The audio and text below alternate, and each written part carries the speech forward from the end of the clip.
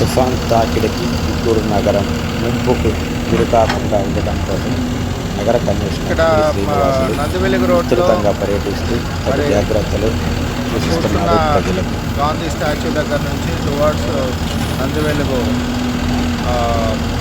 Flyover అంటే NH వైపు ఇక్కడ ఉన్న రోడ్ ఏదైతే ఉందో ఇదంతా కూడా కొన్ని ఎంక్రోచ్మెంట్స్ గురై ఈవెన్ డ్రైన్స్లో కూడా వాటర్ వెళ్ళకుండా రెయిన్ వాటరు అన్ని అబ్స్టకల్స్ ఉన్నాయి. వీటన్నిటిని కూడా ఒక 7 జేసీబీలు పెట్టి ఒక డ్రైవ్ మోడ్లో వర్క్ చేయించడం జరుగుతుంది. దీనికి ఇక్కడ ఉన్నటువంటి అందరూ కూడా ప్రజలు కూడా సహకరిస్తున్నారు.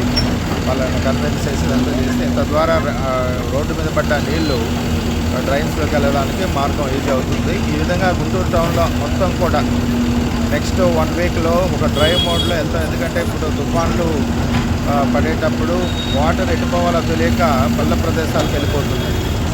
ఈ మేజర్ డ్రైన్స్ అన్ని కూడా డిసిల్టేషన్ చేసినా కూడా రోడ్డు మీద పడ్డ నీళ్లు వర్షాల వలన వెళ్ళేదానికి మార్గం లేక ఇక్కడ ఇబ్బందిగా ఉంది. అందుకని నందివెలుగు రోడ్డు అంతా కూడా ఈరోజు ఎంత లేట్ అయినా సరే మొత్తం కూడా క్లియర్ చేసి పంపించడం జరిగింది.